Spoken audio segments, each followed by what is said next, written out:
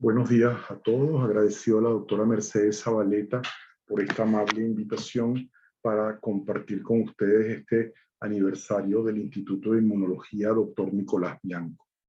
Me ha tocado desarrollarle en los próximos minutos qué hay de nuevo en dermatomiositis. La dermatomiositis es una enfermedad apasionante por sus gran manifestaciones clínicas, semiológicas que tiene en piel y con las cuales orientamos precozmente diagnóstico y oportuna terapéutica. La dermatomiositis es una enfermedad poco frecuente, autoinmune, inflamatorio, del músculo esquelético, pero muy rica con manifestaciones cutáneas características. La evaluación y manejo de los pacientes con dermatomiositis ha presentado una cantidad de cambios importantes en los últimos años. Así, desde los criterios de Bohan y Peter del año 75, debilidad muscular proximal simétrica, alteraciones musculares histopatológicas características, elevación de las enzimas musculares, cambios electromiográficos que demuestran la miopatía inflamatoria, lesiones cutáneas muy características, podemos hacer el diagnóstico de dermatomiositis definitiva, probable y posible, dependiendo de las lesiones cutáneas y la presencia de 3, 2 o un criterio respectivamente. Así, tenemos manifestaciones cutáneas patognomónicas que los dermatólogos reconocemos como las pápulas de Gottron y el signo de Gottron. La presencia de ellas ya realmente son lesiones patognomónicas con otra lesión cutánea y con una biopsia que de dermatitis de interfase ya hacemos diagnósticos de dermatomiositis. Muchas veces no requerimos la biopsia de piel. Lesiones cutáneas característicos, el clásico eritema heliotropo, violáceo, periorbitaria, las telangiectasias periunguiales con la distrofia cuticular, el eritema simétrico violáceo, las lesiones cutáneas compatibles de poiquilodermia o eritema circunscrito violáceo y las lesiones cutáneas que también presentan la dermatomiositis como inusuales. Aquí vemos en esta fotografía la flor del heliotropo con ese característico tinte violáceo que lo vemos en los pacientes con dermatomiositis. Este paciente presenta edema palpebral, eritema malar, un rash importante eritematoso en pecho, signo del chal en esta localización, mucho prurito, signo de rascado. Estas lesiones de Gottron, no solamente en el dorso de los nudillos, sino incluso en el dorso de las manos. Y estas manos como si realizaran mucho labor manual que les ha sido llamada como manos de mecánico. Esta otra paciente con este edema, eritema heliotropo, rash malar, estas lesiones muy características en dorso de los dedos de pápulas de Gottron, estas pequeñas ulceritas en las manos que se han descrito como Gottron inverso, este eritema característico en los brazos y esto que se ha llamado signo de la revolvera en los pacientes con dermatomiositis. El diagnóstico de dermatomiositis, insistimos que es sobre todo clínico, pero sin embargo en este estudio de la doctora Victoria Werth, de 232 pacientes diagnosticados, confirmados con dermatomiositis, el diagnóstico original de dermatomiositis, hecho por dermatólogos o reumatólogos, alcanzó el 44.4% y un 55.6% de los pacientes tuvieron diagnósticos diferentes como son lupus eritematoso, cutáneo sistémico, enfermedad indiferenciada del tejido conectivo, sin diagnóstico, enfermedad mixta del tejido conectivo, líquen plano, artritis juvenil, urticaria crónica. Es interesante que incluso por dermatólogo, el 43% tuvieron un diagnóstico tardío y por reumatólogo un 31%, haciendo un retardo hasta de 15.5 meses en el diagnóstico. Este diagnóstico tardío se asocia a un tratamiento tardío, sobre todo importante cuando hay enfermedad pulmonar intersticial o malignidad oculta. Como dije, el diagnóstico de dermatomiositis es clínico sobre todo. Se ha planteado la alteración de enzimas musculares. La biopsia de piel es poco específico y es indistinguible de una biopsia de lupus eritematoso. La electromiografía y la biopsia muscular han sido sustituidos por procedimientos no invasivos como la resonancia magnética nuclear con exclusión grasa, secuencia T2 o STIR. Lo más importante actualizado de dermatomiositis son los autoanticuerpos de dermatomiositis y miositis, muy importante para su orientación. Así podemos clasificar a las dermatomiositis clásicas con miositis sintomática e inflamación muscular demostrable, un segundo grupo de dermatomiositis clínicamente amiopática, en las cuales no es demostrable la inflamación muscular, un tercer grupo de dermatomiositis amiopática que no tienen síntomas musculares o inflamación del músculo al menos por 6 meses después que los síntomas cutáneos aparezcan. La enfermedad pulmonar intersticial se puede ver en un porcentaje variable entre 20 a 78% de los pacientes, sobre todo si tienen autoanticuerpos específicos, y el riesgo de malignidad asociado aumenta en dermatomiositis amiopática y en aquellos también con algunos autoanticuerpos específicos que ya mencionaré. Características lesiones de pápulos de Gottron, y quería resaltar aquí las telangiectasias periunguales muy características de estos pacientes. En varios laboratorios en Venezuela están realizando un perfil de miopatía autoinmune inflamatorio.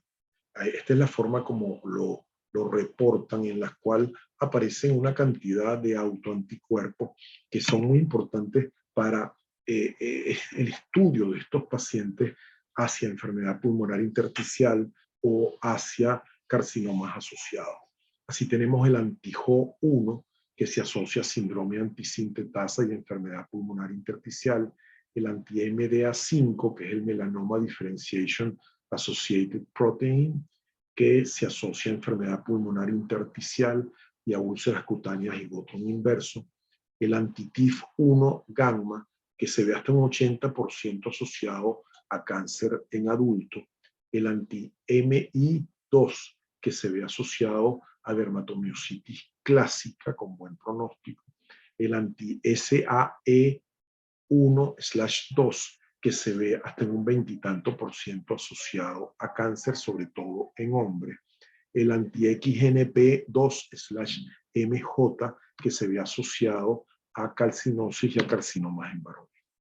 Este gráfico, que fue descrito por el doctor Fiorentino en el año 2018, es bastante importante recordarlo, donde se ven los diferentes anticuerpos, a qué se asocian ellos y cómo se superponen.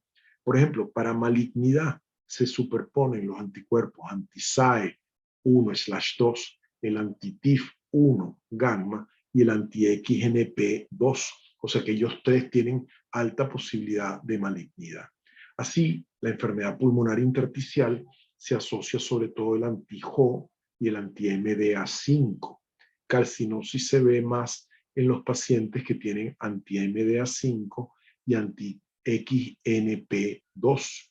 Y el rash clásico en área fotoexpuesta se ve más con el anti-MI2. Ese gráfico vale la pena tenerlo siempre a mano.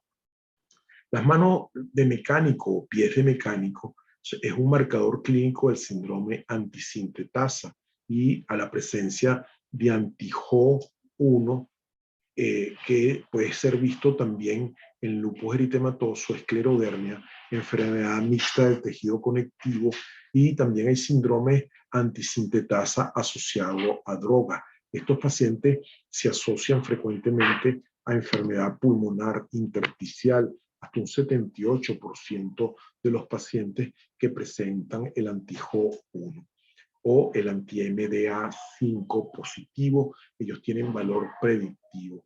Los síntomas respiratorios inicialmente son leves ausentes, pero estos pacientes hay que insistirle precozmente en tomografía pulmonar y función pulmonar, porque harán una enfermedad pulmonar intersticial rápidamente progresiva con desarrollo de insuficiencia respiratoria y muerte. Estos pacientes en general son esteroides resistentes y ameritarán otros inmunosupresores. Su diagnóstico precoz y el tratamiento agresivo puede prevenir el desarrollo de fibrosis pulmonar. El anti-MI2 se ve en dermatomiositis clásicas, cutáneas y musculares, tienen bajo riesgo de enfermedad pulmonar y cáncer tienen buena respuesta terapéutica. Estos anticuerpos anti-MDA5 es un subtipo con un subtipo de dermatomiositis, con un fenotipo único, mucocutáneo y sistémico. Dan mayor riesgo de enfermedad pulmonar intersticial rápida, progresiva y fatal.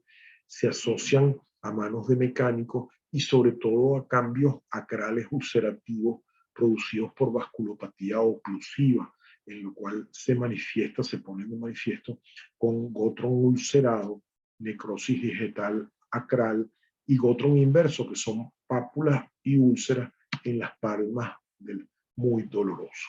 El retraso diagnóstico hace que estos pacientes avance su enfermedad y requerirán no solamente corticosteroides de alta dosis, sino mofetilmicofenolato, inmunoglobulina humana endovenosa, rituximab o ciclopor. Este es un ejemplo de una paciente de 58 años que consulta por estas lesiones ulceradas, o sea que es un gotron ulcerado con el eritema heliotropo. Y fíjense estas pequeñas lesiones en las palmas, que es un gotron inverso. La paciente tenía una dermatomiositis clínicamente amiopática con síntomas respiratorios inespecíficos y por tomografía encontramos que tenía una neumonitis. Esta paciente con riesgo aumentado de enfermedad pulmonar intersticial debe ser tratado de forma vigorosa con inmunosupresores para detener el avance de esta enfermedad pulmonar intersticial. Las pápulas de gotron inversas que se asocian a enfermedad pulmonar intersticial se asocian también a este subtipo de anticuerpos como los anticuerpos anti-MDA5. Fíjense esas lesiones papulares ulceradas en la zona de las manos. El anti-TIF1 gamma se asocia también a cáncer hasta en un 23% de los pacientes, tumores sólidos y hematológicos. La enfermedad cutánea es severa con gran fotosensibilidad.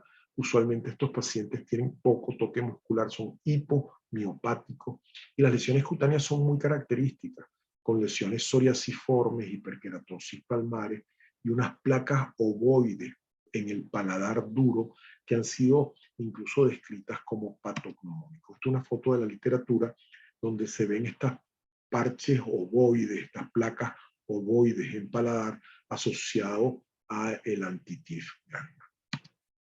El anti-SAE, SAE1, también es un subgrupo de dermatomiositis que se ve sobre todo en adultos con lesiones en áreas fotoexpuestas. Pueden estar asociados a cáncer hasta en un 25%, sobre todo en hombres. Se puede asociar a hipertensión arterial pulmonar. El anti-NXP2 se asocia también a calcinosis y a riesgo aumentado de malignidad, sobre todo en varones. La malignidad en general en dermatomiositis en un adulto es de un 20%. Sin embargo, en los mayores de 60 años, la mortalidad asciende hasta un 43%.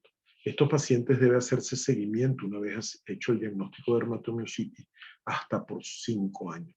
Los pacientes con dermatomiositis amiopática tienen mucho más posibilidad de malignidad asociada, 15%, en relación a los pacientes con polimiositis, que solamente tienen un 9%. Esa malignidad asociada, ya lo hemos dicho varias veces, se relaciona sobre todo con los anticuerpos anti-TIF1 gamma, con el anti-XNP2-MJ, con el anti-SAE1/2. Se asocian mucho a carcinoma de pulmón, páncreas, estómago, colorectal, linfoma. Se dice que una mujer con dermatomiositis tiene 16 veces más posibilidades de desarrollar un cáncer de ovario. Otros factores para riesgo aumentado de malignidad son hombres mayores de 45 años, dermatomiositis que recaiga o que sea poco controlado con tratamiento, lesiones extensas y necróticas. Esa necrosis tiene mucho que ver en ocasiones con vasculitis cutánea. La presencia de prurito y ardor en la piel es también un marcador de riesgo de malignidad. La presencia de marcadores de inflamación como velocidad de sedimentación y PCR elevado, el haber tenido una malignidad previa. El año 2019 apareció un artículo que me pareció interesante traérselo, que los pacientes que tienen anticuerpos antinucleares positivos, dermatomiositis con anticuerpos antinucleares positivos, tienen menor riesgo de malignidad. O sea que por el contrario, los que tienen anticuerpos antinucleares negativos tienen mayor riesgo de malignidad. Usualmente a estos pacientes con un laboratorio básico, una tomografía tóraco-abdominopélvico y un estudio de colonoscopia, podríamos periódicamente, una vez al año, evaluarlo. Debe hacerse esto por los primeros 3 años. Hay autores que dicen que hasta por 5 años. En las mujeres insistimos en mamografía, citología cervical, ecopélvico, CA125, examen en general de la pelvis. En los hombres insistimos en próstata y su antígeno prostático. Me pareció interesante este artículo aparecido ahorita en el 2021 de una serie de casos de 2 pacientes, uno con dermatomiositis amiopática con fibrosis pulmonar intersticial y otro con dermatomiositis miopática con lesiones rojizas muy dolorosas, sobre todo en dedos de las manos y los pies. La eritromelalgia puede verse también, ser secundaria, puede ser primaria, pero puede ser secundaria a trastornos mieloproliferativos, vasculares, musculoesqueléticos, neurológicos. Y ahorita con la epidemia COVID lo hemos visto en la llamada perniosis, que se ve asociado a COVID también. También vemos eritromelalgia en diferentes enfermedades del tejido conectivo, lupus, artritis reumatoidea, pero no había sido asociada a dermatomiositis como hacen en este artículo de este año. Bien, dermatomiositis o eritromelalgia puede ser un marcador de malignidad oculta asociada y debe tomarse en cuenta. El tratamiento sistémico es básicamente inicial con corticosteroides, bien en la clásica o en la miopática, combinando estos corticosteroides con inmunosupresores. Realmente siempre evitamos la monoterapia. Los antimaláricos son primera línea en el tratamiento de dermatomiositis cutánea. No tienen gran efecto en las manifestaciones no cutáneas. Siempre es una terapia adyuvante, pero de gran utilidad. Mofetil micofenolato y metotrexate son primera línea en dermatomiositis no vasculopática. Se empiezan siempre en conjunto con los corticosteroides a altas dosis. El metotrexate actúa más rápido que el mofetil, pero el mofetil tiene mayor efectividad en enfermedad pulmonar intersticial. Siempre dependiendo del grado de compromiso muscular, usaremos corticosteroides, hidroxicloroquina, más inmunosupresores en dermatomiositis clásica o amiopática. Si hay falta de respuesta, aumentamos dosis de inmunosupresores y pueden usarse inmunoglobulina humana endovenosa o rituximab. En dermatomiositis con miopatía, generalmente asociamos corticosteroides a algunos de los inmunosupresores mofetil o metotrexate mencionados, y estas miopatías en pacientes con dermatomiositis y miopatía deben manejarse en conjunto, bien con reumatólogo o con inmunólogo. El control cutáneo no es predictivo del control miopático y viceversa. Los inmunosupresores ahorradores de esteroides, los que usamos más frecuentes son metotrexate y mofetil. Ahí están las dosis reflejadas en este gráfico. Podemos usar azatioprina, ciclosporina. Rituximab podría ser una herramienta bien útil, y la inmunoglobulina humana endovenosa. Tratamientos emergentes, los inhibidores de la JAK quinasa, que pueden usarse vía oral, como el tofacitinib, inhibidores de la fosfodiesterasa 4, que también pueden usarse vía oral, como el apremilast, y otros como el abatacept o el anakinra, que es un inhibidor de interleuquina 1, son tratamientos emergentes con los cuales tenemos todavía muy poca experiencia. La dermatomiositis es una enfermedad pleomórfica, con un espectro de enfermedad cutáneo, muscular, respiratoria y paraneoplásica. El reconocimiento de los signos cutáneos precozmente y temprano harán una mejor orientación diagnóstica y por lo tanto terapéutica. Los anticuerpos de miositis específica han reclasificado a las dermatomiositis, planteándonos mayor riesgo según cuáles sean positivos, con malignidad o enfermedad pulmonar intersticial. La terapéutica debe ser progresiva y agresiva, según el riesgo de afectación cutáneo muscular. Muchas gracias por su atención. Quedo atento a sus comentarios o preguntas. Correo electrónico Pérez con Z, Alfonso con Z, .ricardo@gmail.com. Muchísimas gracias por permitirme participar en este aniversario del Instituto de Inmunología. Gracias.